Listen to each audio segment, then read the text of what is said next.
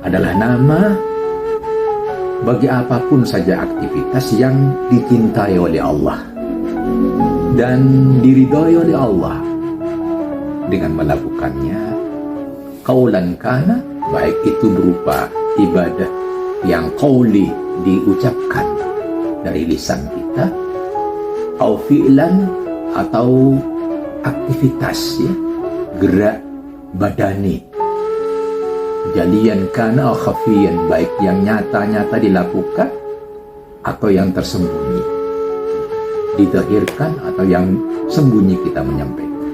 Itu semuanya disebut sebagai ibadah. Nah, dengan begitu apapun yang dicintai oleh Allah, disuka oleh Allah, diridai oleh Allah, direstui oleh Allah, kita melakukannya, itu disebut sebagai ibadah. Maka ya tinggal kita mengetahui saja apa saja itu.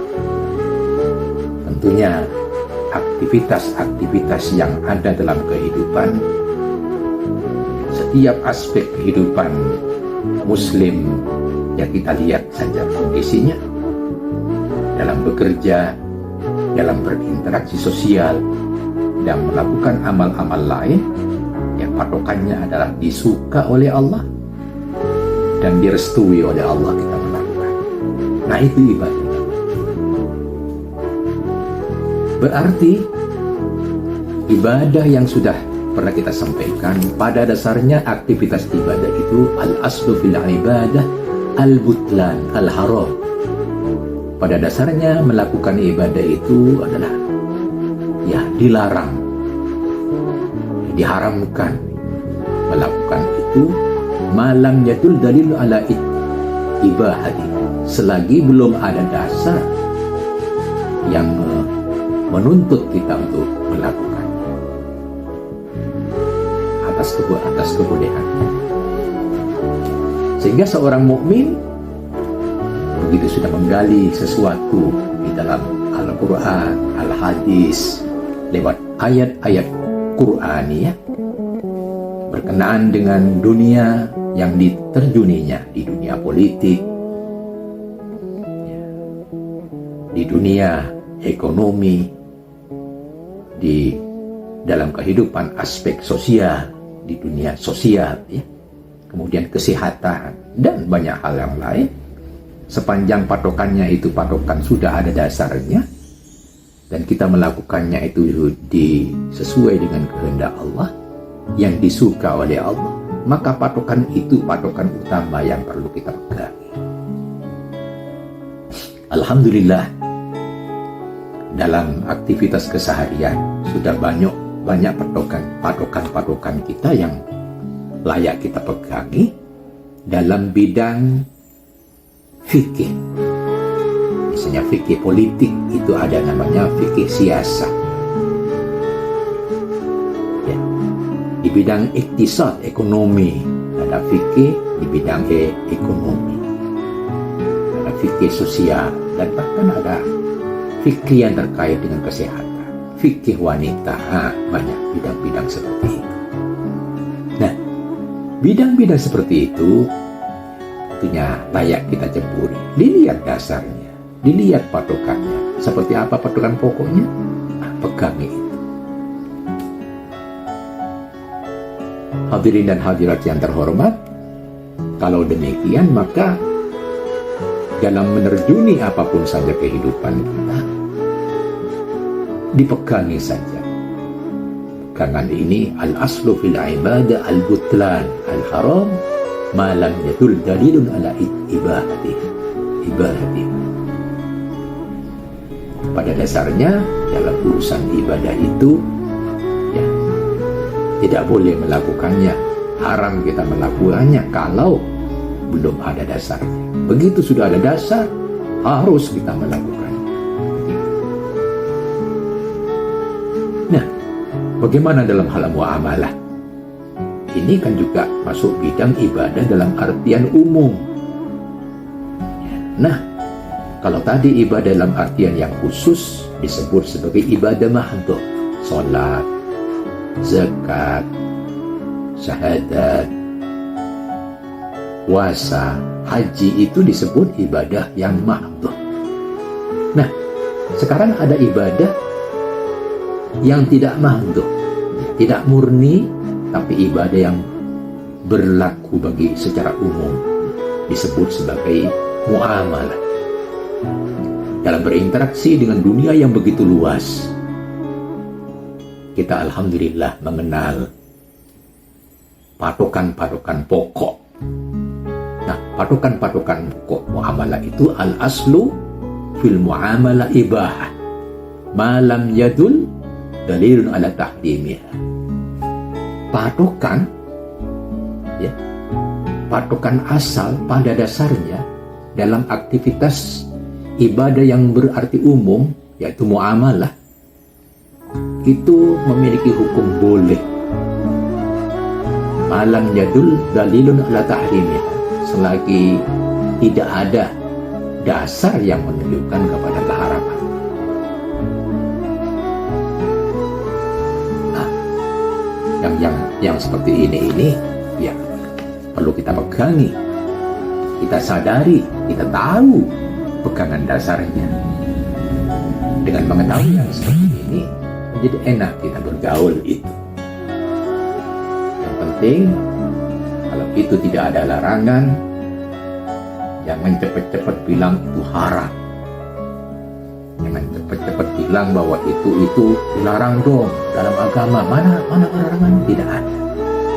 Hati-hati kita berbicara seperti ini, karena dalam hal-hal yang umum sifatnya, ibadah yang umum sifatnya, kita pada dasarnya boleh, kecuali sudah ada dasar yang mengharamkannya. Apa misalnya contoh berkenaan ini?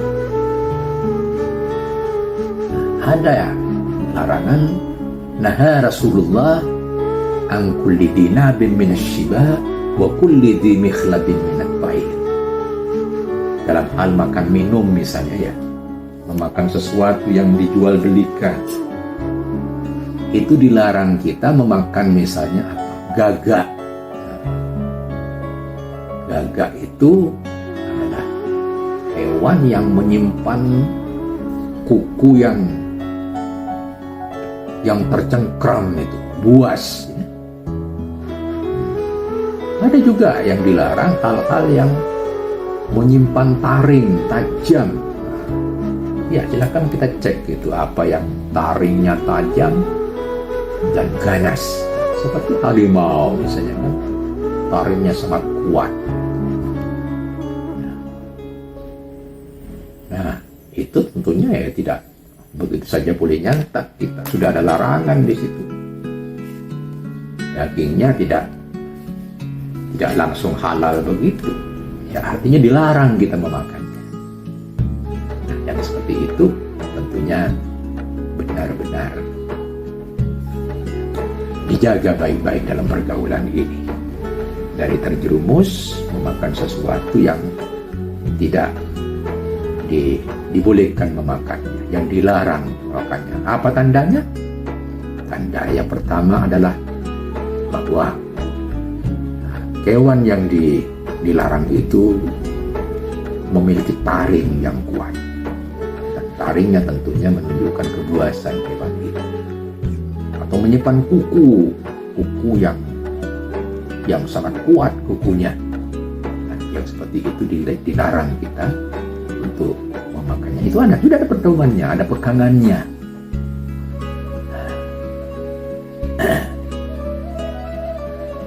Bapak-bapak, ibu-ibu, saudara dan saudari sekalian, maka kalau kita bersama-sama menyimak pegangannya, maka menjadi mudah kita melihat mana yang termasuk aspek ibadah dan mana yang bukan ibadah.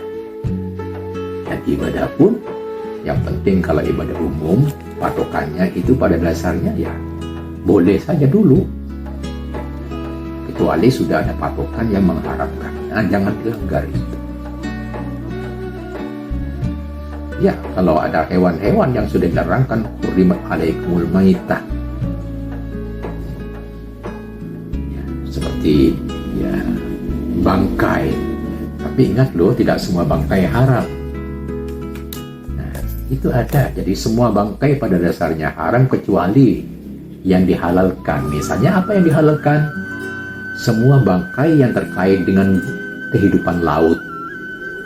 Nah, di laut kita lihat pada dasarnya awalnya di dunia ini haram bangkai-bangkai itu. Begitu di laut dihalalkan oleh Allah. Karena apa? Ada hadis yang mengatakan bahwa di laut itu ya halal suci airnya dan halal bangkainya. Ya, bangkai teri gereh lah, alhamdulillah dihalalkan oleh Allah Subhanahu wa ta'ala. Ikan laut, ya berbagai jenis ikan laut itu silakan saja disantap, itu dihalalkan oleh Allah. Nah, darah apa yang diharamkan? Ya, semua jenis darah pada dasarnya haram kecuali dua yang dihalalkan. Ada dalam hadis disebutkan apa itu? Darah yang sudah menggumpal dalam hati, yang kedua limpa. Itu boleh. Pada dasarnya boleh. Tapi tentunya bagi orang yang layak makan. Tapi yang sudah pantangan memakannya jangan dipaksa. Bisa jadi halangan bagi fisiknya masing-masing. Itu soal lain. Ya, ketentuannya berkaitan dengan ilat namanya. Nah, hadirin dan hadirat, dengan demikian maka di dalam hidup beragama itu sebetulnya dari Allah Subhanahu wa ta'ala banyak peluang-peluang bagi kita untuk hidup dalam kondisi hidup dalam kehalalan, hidup dalam padokan-padokan yang layak kita menempuhnya sebagai barang halal, terkecuali yang diharamkan. Nah, begitu. Karena yang diharamkan itu tidak banyak, jauh lebih banyak yang dihalalkan. Apa saja yang dihalalkan? Oh, banyak sekali. Buah-buahan pada dasarnya ya halal, kan? Terkecuali buah-buah yang dilarang. Di Indonesia alhamdulillah di musim ini hawanya panas, buah-buah banyak berbatangan ya. Di pasar-pasar alhamdulillah buah apa saja di Semarang ada. Tidak harus ditanam di tengah kota Semarang, tapi dari luar kota Semarang, bahkan dari luar pulau di Indonesia hadir ke kota Semarang, alhamdulillah. Nah, kalau sudah begitu, baik bagi kita tatkala memasuki kehidupan era politik, ya harus tahu kita fiqhus siyasah, dibuka kitab-kitab berkenaan dengan ya politik. Nah, supaya kita melek politik, tahu politik, karena banyak hal dalam kehidupan ini diputuskan lewat pintu politik itu. Berarti kehidupan politik, kehidupan yang layak kita pelajari dengan baik-baik. Jangan sampai ya kita melupakan diri. Pada dasarnya manusia itu hidup ya, saling ta'aruf. Kita ini hidup saling mengenal satu dengan yang lain, saling berinteraksi yang terbaik. Dengan berinteraksi yang terbaik, maka kita menemukan titik-titik kesamaan untuk bersatu. Karena hal-hal yang berkaitan dengan bercerai-berai sangat dibenci oleh Allah. Wala tafarraqu, dilarang kita ini bercerai-berai itu. Dilarang saling meniupkan isu yang menjadikan tercerai-berai. Kita tatkala hidup ya, dalam dunia politik, tentunya hidup dalam artian ya kita menentukan pilihan yang bisa jadi berbeda pilihan kita. Tatkala berbeda, masa berbeda ini dibolehkan. Tapi ingat, perbedaan tidak boleh membawa kepada kehancuran. Tapi perbedaan karena kita memang beda. Di balik beda ada kesamaan, nilai-nilai kesamaan. Kalau itu disatukan dalam rumusan yang sederhana, yang Bhinneka Tunggal Ika, berbeda-beda tapi tetap satu hakikatnya. Dalam kehidupan berbangsa, tentunya kita ini adalah bangsa Indonesia. Dengan demikian, dunia politik harus kita kenal dengan baik, supaya dalam berinteraksi di dunia politik ada ilmu yang kita pegangi dan benar ilmu itu.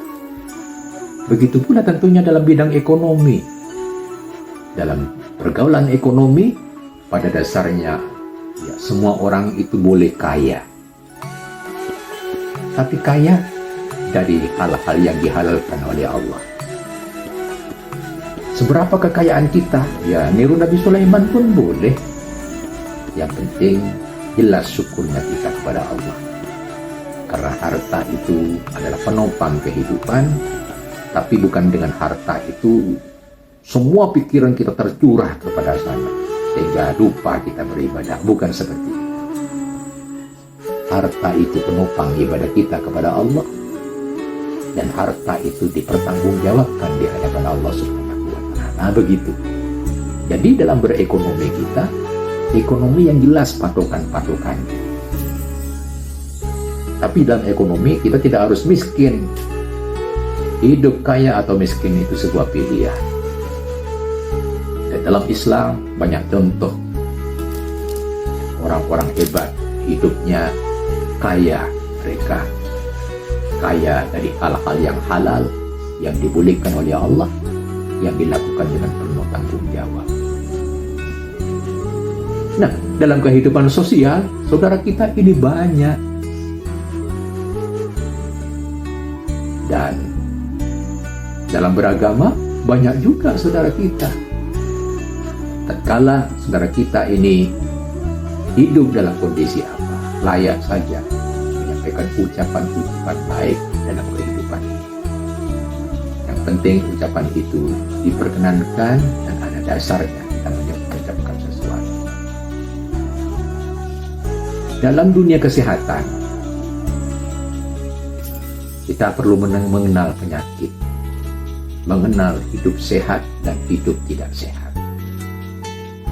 Dalam hidup sehat, diatur bagi kita bagaimana pola makan yang baik, bagaimana pola gerak badan kita yang baik, sehingga benar-benar hidup sehat ini nyata-nyata sehat. Karena sehat itu mesti ada disiplin dalam makan, disiplin dalam minum, dan disiplin dalam hal-hal yang tidak boleh kita makan agar senantiasa sehat.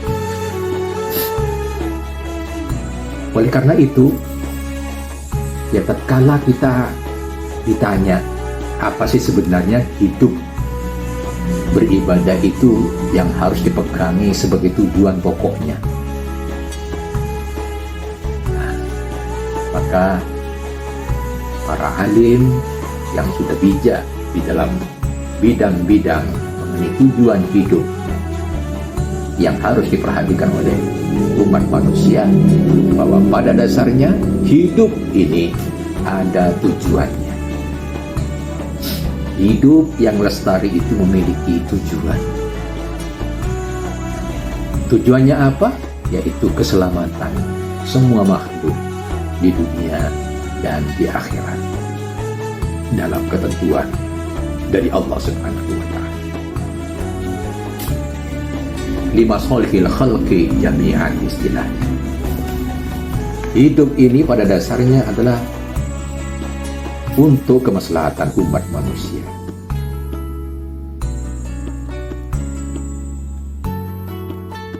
Nah, karena untuk kemaslahatan umat manusia dan juga makhluk-makhluk yang lain, lima salihil khalq, untuk kemaslahatan seluruh makhluk yang ada di dunia ini. Nah, maka karena demikian, bagaimana kalau ini dirinci, dikategorikan, supaya keselamatan itu betul-betul bisa dicapai. Hadirin dan hadirat yang terhormat, para ahli hukum Islam, fikih Islam menyebutnya yang demikian ini kepada, ada yang menyebut 5 kategori, ada yang menyebutkan minimal 6 kategori. Apa yang dipelihara supaya limasalihil khalqi jami'an, supaya kemaslahatan semua makhluk di dunia ini lestari. Itu ada 6 hal yang harus kita perhatikan bersama-sama. Apa yang dipelihara, apa yang harus dijaga supaya kemaslahatan makhluk semuanya ini terjamin dengan baik. Pertama, hukum apapun yang ada di atas dunia ini harus memelihara pertama-tama unsur agama, hifdzuddin. Agama di atas dunia ini harus lestari. Agama itu cukup banyak, dan tentu bagi orang Islam, beragama Islam adalah agama yang harus kita rawat baik, dipelihara dengan baik. Agama itu penting bagi kehidupan, dan agama menyelamatkan kehidupan. Namun ingat bahwa agama itu tidak menyebabkan jiwa itu terkorbankan. Agama sering dalam beberapa hal menegaskan perlunya memelihara jiwa, keselamatan jiwa dalam beragama. Sehingga tatkala ada COVID pada kesempatan yang lalu, kita disuruh hati-hati benar dalam melaksanakan ibadah. Bahkan di ibadah saja pada saat itu harus berjarak. Tidak usah jabatan tangan dulu. Ini padahal kan agama itu. Mestinya kan rapat sah. Karena untuk alasan keselamatan jiwa, maka sop sholat itu boleh direnggangkan. MUI pun mengeluarkan aturan berkenaan dengan itu, dan kita pegangi bersama. Hadirin dan hadirat yang terhormat, jiwa adalah harus kita pelihara, harus dijaga baik-baik. Karena dengan jiwa selamat, agama lestari juga. Dengan jiwa yang sehat, alhamdulillah, agama lestari. Dan agama berkenaan dengan dan saling berkait dengan jiwa hidup sehat seseorang. Tidak hanya itu, yang ketiga adalah hifdun nafas. Agama memerintahkan kepada kita, tujuan yang ketiga adalah memelihara keturunan. Ya.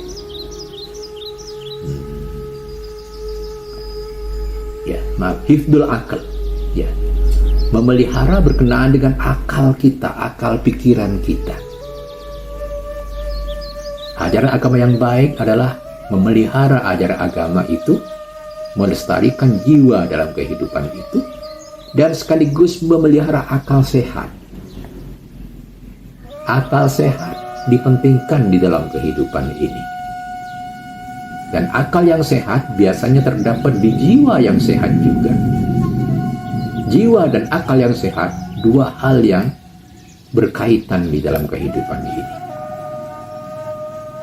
Oleh karena begitu, maka dilarang di dalam agama itu misalnya minum minuman keras yang membahayakan akal pikiran.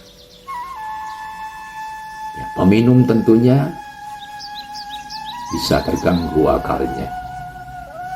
Dan karena terganggu akalnya, bisa jadi membahayakan keselamatan jiwa orang itu, badaniah dan rohaniahnya sekaligus. Nah, tidak hanya itu, agama memperhatikan berkenaan dengan keturunan, hifdun nasl. Nah, hifdun nasl ini benar-benar diperhatikan dalam agama. Sehingga di dalam agama dikenal dengan adanya pernikahan yang yang benar dan tidak benar. Dikenal dengan pernikahan yang sah menurut agama dan yang tidak sah tentunya. Nah, untuk apa itu? Hifdun nasl ini supaya merawat keturunan. Kita memiliki keturunan terawat dengan baik.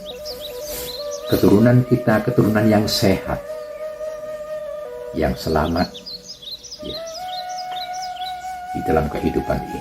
Untuk itu disyariatkan, dilarang adanya perzinahan.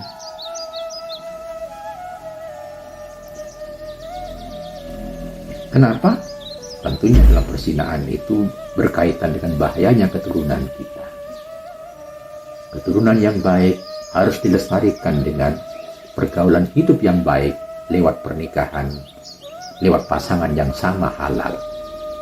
Kehalalan itu menjadikan keturunan kita tertata dengan baik, ya, terus berkembang dengan baik dari satu generasi ke generasi berikutnya. Yang terakhir tentunya yang tidak boleh kita lupakan adalah hifdzul mal, memelihara harta benda kita. Setiap orang memiliki hak-hak atas bendanya. Tapi ingat, tatkala benda harta yang kita miliki itu sudah banyak dan memenuhi hak-haknya untuk dizakati, ya, untuk diberikan kepada pihak lain sesuai dengan ketentuan, maka zakatnya harus dikeluarkan. Ada zakat mal yang terkait dengan benda, ya, benda-benda yang sudah memenuhi nisabnya untuk dikeluarkan. Ada zakat fitrah, zakat berkaitan dengan badan kita ini untuk difitrahi setiap tahun ini. Alhamdulillah, namanya zakat fitrah.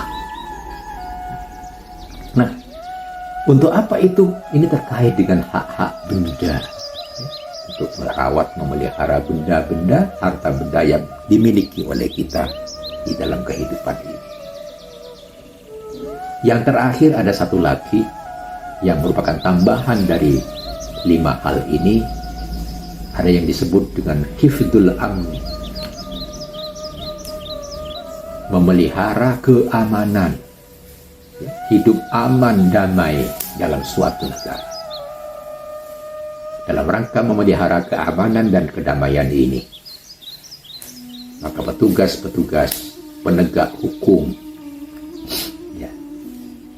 pelaksana hukum dalam kehidupan diadakan dalam kehidupan bernegara. Untuk apa ini? Ya, supaya hal-hal terkait dengan keamanan bagi individu dan keamanan bersama dapat terlaksanakan dengan baik. Karena dengan aman dan damai, maka hidup ya menjadi lestari. Banyak hal berkenaan dengan tujuan dicapai di dalam kehidupan ini dan memudahkan bagi kita mencapai persatuan dan kesatuan yang bermanfaat bagi manusia di dunia dan di akhirat. Nah, dengan tujuan-tujuan yang dirinci kepada 5 atau 6 ini, maka manusia dapat berinteraksi baik di dalam kehidupan, ya, dari sudut keagamaannya, dari sudut keselamatan jiwanya, dari sudut akalnya yang sehat, dari sudut keturunannya yang lestari, dari sudut harta benda yang dimilikinya. Poin-poin yang disebutkan ini, termasuk yang terakhir tentunya hifdzul aman, ya, hidup dari keterjaminan keamanannya, ya, aman ketika dia lahir, aman ketika dia hidup, dan aman sampai ketika dia meninggal. Keamanan-keamanan yang seperti itu adalah penting, ya, ada di dalam kehidupan bernegara dan beragama. Hadirin yang saya hormati, saya senangi semuanya. Tentunya poin-poin ini adalah poin-poin penting yang perlu kita perhatikan di dalam kehidupan seorang muslim dan kehidupan berbangsa dan bernegara di dalam kehidupan bernegara yang ada sekarang ini dan yang akan datang. Ini semuanya tentunya harus kita pegangi dengan baik, karena tujuan manusia hidup ini pada dasarnya tidak boleh bertentangan dengan apa yang ditentukan oleh Allah Subhanahu wa Ta'ala, di mana Allah Subhanahu wa Ta'ala adalah pemegang, penggenggam kehidupan terkekal di dunia dan di akhirat. Setelah hidup di alam dunia ini, tentunya Allah lah yang tahu semua ini, bukan hanya kita yang hidup di dunia ini. Dan kita ini tentunya diberitahu semuanya itu oleh Allah, hidup di dunia seperti ini, dan di akhirat yang akan datang bersambung semua hal ini dengan yang maha menghisap, yang akan menghisap semua amal-amal kita. Beliau itu adalah Allah Subhanahu wa Ta'ala. Mari kita cari hidup selamat dan menyelamatkan di dunia, yang sambung juga dengan kehidupan selamat dan menyelamatkan di akhirat, yang terekam dalam konsep penerapan ibadah sebagai tujuan hidup muslim. Sekian saja, mudah-mudahan bermanfaat. Minggu depan saya mungkin istirahat dulu, dan kita masuk tahun baru. Mudah-mudahan kita semuanya sama sehat walafiat. Ya, kakak pemandu, saya juga, kita semua rakyat bangsa Indonesia, ya selamat nanti memasuki akhir tahun 2023 masuk ke 2024. Mudah-mudahan semuanya sehat walafiat, panjang usia, berkat rezeki kita, dan selamat fid dini wid dunya wal akhirah. Sekian, ada salah ada khilaf, mohon maaf. Assalamualaikum warahmatullahi wabarakatuh.